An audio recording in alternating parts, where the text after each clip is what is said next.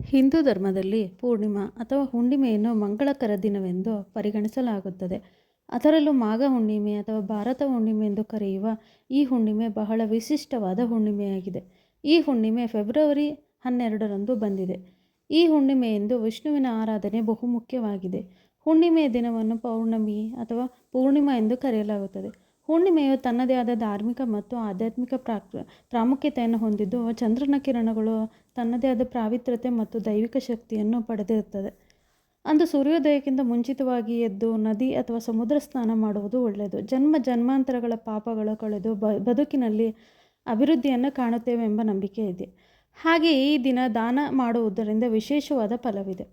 ಹುಣ್ಣಿಮೆಯ ದಿನ ಶಕ್ತಿ ದೇವತೆಗಳ ಆರಾಧನೆ ಕೂಡ ಒಳ್ಳೆಯದು.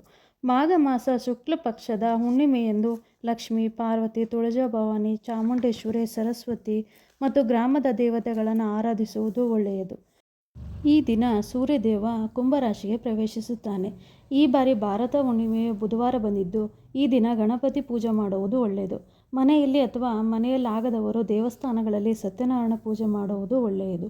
ಆ ದಿನ ಉಪವಾಸವಿದ್ದು ಅಗತ್ಯವಿದ್ದಲ್ಲಿ ಫಲ, ಒಣಹಣ್ಣು, ಹಾಲು ಕುಡಿದು ಉಪವಾಸ ಮಾಡಿದರೆ ಉತ್ತಮ. ವಿಷ್ಣು ಸಹಸ್ರನಾಮ ಪಠಣ ಮಾಡುವುದು, ಶಿವಸ್ತೋತ್ರ ಪಠಣ ಮಾಡಿದರೆ ಉತ್ತಮ. ಮಾಘ ಹುಣ್ಣಿಮೆ ಅಥವಾ ಭಾರತ ಹುಣ್ಣಿಮೆಯಂದು ಗಂಗಾ ಸ್ನಾನ ಅಥವಾ ಪ್ರಯಾಗ್ನಲ್ಲಿ ತ್ರಿವೇಣಿ ಸಂಗಮದಲ್ಲಿ ಶಾಹಿ ಸ್ನಾನ ಮಾಡುವುದು ಬಹಳ ಪವಿತ್ರವೆಂದು ಹೇಳ್ಬೋದಾಗಿದೆ. ಇತರ ನದಿಗಳ ಸ್ನಾನ ಕೂಡ ಮಾಡ್ಬೋದಾಗಿದೆ. ಅದಾಗದೇ ಇದ್ದವರು ತಮ್ಮ ಮನೆಗಳಲ್ಲಿ ಇರುವ ನೀರಿನಲ್ಲಿ ಸ್ವಲ್ಪ ಉಪ್ಪನ್ನು ಹಾಕಿಬಿಟ್ಟು ಪವಿತ್ರ ನದಿಗಳ ಹೆಸರನ್ನು ಹೇಳಿ ಸ್ನಾನ ಮಾಡುವುದು ಒಳ್ಳೆಯದು. ಸೂರ್ಯದೇವನಿಗೆ ನಮಸ್ಕರಿಸಿ ಅರ್ಘ್ಯ ನೀಡಬೇಕು. ಹುಣ್ಣಿಮೆ ರಾತ್ರಿಯಂದು ಮನೆಯಲ್ಲಿ ಮತ್ತು ದೇವಸ್ಥಾನಗಳಲ್ಲಿ ಹಣತೆ ದೀಪ ಹಚ್ಚಿದರೆ ಮಹಾಲಕ್ಷ್ಮಿಯು ಮನೆಗೆ ಬರುತ್ತಾಳೆಂಬ ನಂಬಿಕೆ ಇದೆ. ಅದರಲ್ಲೂ ವಿಷ್ಣು ಮತ್ತು ಶಿವನ ದೇವಾಲಯಗಳಲ್ಲಿ ದೀಪ ಹಚ್ಚುವುದು ತುಂಬಾ ಒಳ್ಳೆಯದು.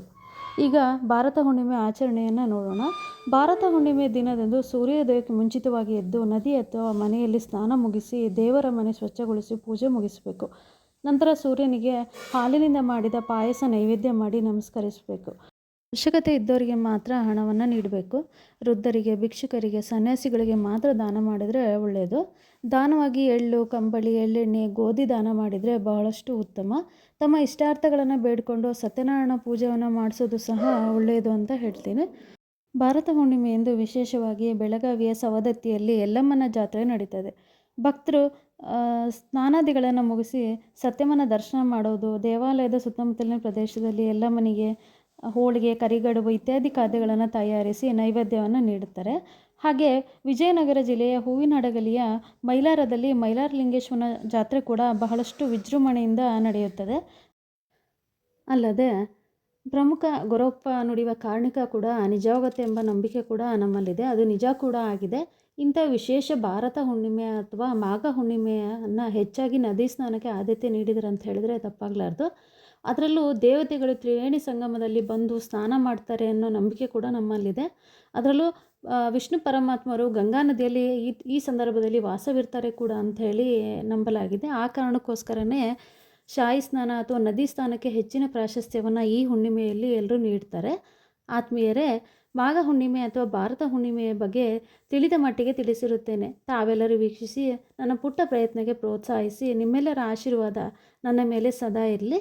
ನನ್ನ ಚಾನಲನ್ನು ಲೈಕ್ ಮಾಡಿ, ಸಬ್ಸ್ಕ್ರೈಬ್ ಮಾಡಿ ಎಲ್ಲರೂ ನನಗೆ ಪ್ರೋತ್ಸಾಹಿಸಿ. ಎಲ್ಲರಿಗೂ ಧನ್ಯವಾದಗಳು. ಮತ್ತೊಮ್ಮೆ ಎಲ್ರಿಗೂ ನಮಸ್ಕಾರಗಳು.